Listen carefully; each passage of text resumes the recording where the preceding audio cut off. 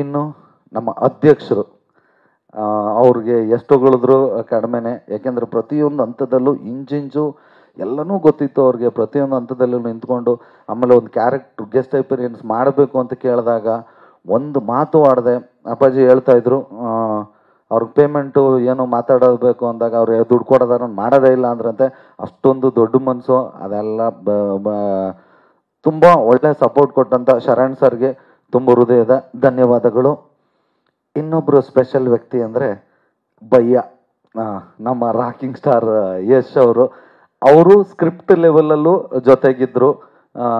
ಒಂದಷ್ಟು ಸಣ್ಣ ಪುಟ್ಟ ಕರೆಕ್ಷನ್ಸ್ ಅವರು ಮಾಡಿದರು.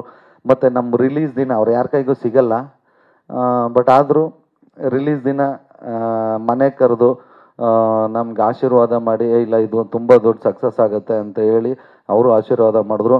ಅವ್ರಿಗೂ ಧನ್ಯವಾದಗಳು.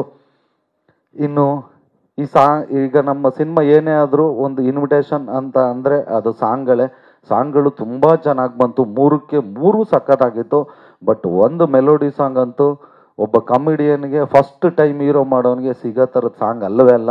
ಏನೋ ತಾಯಿ ಚಾಮುಂಡೇಶ್ವರಿ ಆಶೀರ್ವಾದ ಇರ್ಬೋದು. ಒಂದು ಒಳ್ಳೆ ರೊಮ್ಯಾಂಟಿಕ್ ಸಾಂಗ್ ಸಿಕ್ತು. ಎಲ್ಲ ಸಾಂಗ್ಗಳು ಕೊಟ್ಟಂಥ ಅರ್ಜುನ್ ಜನ್ಯ ಅವ್ರಿಗೆ ಥ್ಯಾಂಕ್ಸ್ ಹೇಳ್ತೀನಿ.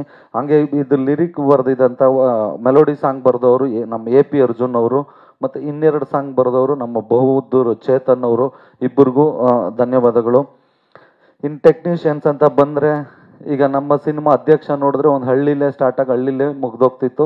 ಬಟ್ ಇದು ಫಸ್ಟ್ ಹಾಫ್ ಹಳ್ಳಿಲಿ ಮುಗ್ದು ಸೆಕೆಂಡ್ ಹಾಫ್ ಟ್ರಾವೆಲ್ ಆಗುತ್ತೆ. ಆ ಟ್ರಾವೆಲಲ್ಲಿ ಒಂಥರ ಕಣ್ಣಿಗೆ ಹಬ್ಬನೇ ಕಾಣಿಸುತ್ತೆ. ಯಾಕಂದ್ರೆ ಇದು ನಂದಲ್ಲ, ನೋಡಿರೋರೆಲ್ಲರೂ ಹೇಳಿದ್ದು ತುಂಬ ಚೆನ್ನಾಗಿದೆ, ಲೊಕೇಶನ್ಗಳು ಅದು ಇದು ಕ್ಯಾಮ್ರಾ ವರ್ಕ್ ಸಕ್ಕತ್ತಾಗಿದೆ ಅಂತ.